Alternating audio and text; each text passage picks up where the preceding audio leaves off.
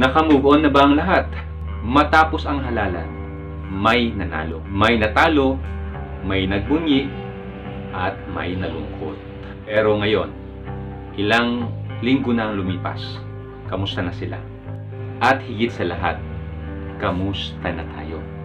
Ako si Adonis Mendoza at ito ang isang makabuluhang pagnilay-nilay tungkol sa pagkatalo, paghilom, at pananampalataya. Ang halalan ay parang laban sa buhay. Puno ng pag-asa, sigaw, kulay, at pangako.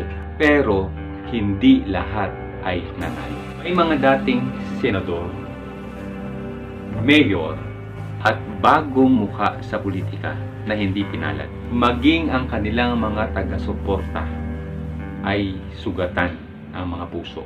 At kung minsan, bit-bit pa rin natin ang pait hanggang ngayon. Pero, alam mo ba, sa Biblia, may paalala sa mga gantong panahon. Sa Ecclesiastes chapter 3 verse 1, nasusulat, sa bawat bagay ay may kapanahunan. Isang panahon para sa bawat layunin sa ilalim ng langit. Ibig sabihin, may panahon ng pagkapanalo at may panahon ng pagkatalo.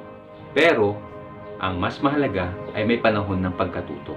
Minsan, ginagamit ng Diyos ang pagkatalo para hubugin tayo. Para ipakita na hindi lang sa posisyon umiikot ang paglilingkod. Ang tunay na leader, kahit wala sa pwesto, patuloy na naglilingkod. Kaya, kung isa ka sa sumuporta, naniwala, umiyak, at nadismaya. All, panahon na para maghilom. Hindi masama ang umasa at hindi rin masama ang mangarap. Pero, darating ang panahon para tumanggap, tumayo, at magpatuloy.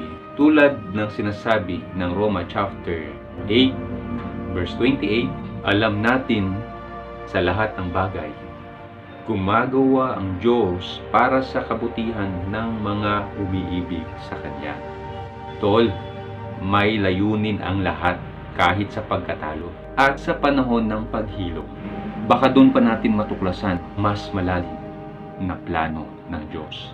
Ngayon, gusto kong itanong sa iyo, naka-move on ka na ba? Hindi lang sa halalan, kundi sa mga pagkatalo sa buhay. Tol, mag-comment ka sa baba. Sabihin mo kung ano ang natutunan mo nitong nakaraang eleksyon. Kung may kilala kang hindi pa nakaka-move on, share mo itong video sa kanila. Dahil ang bawat sugat ay may panahon ng paghilom.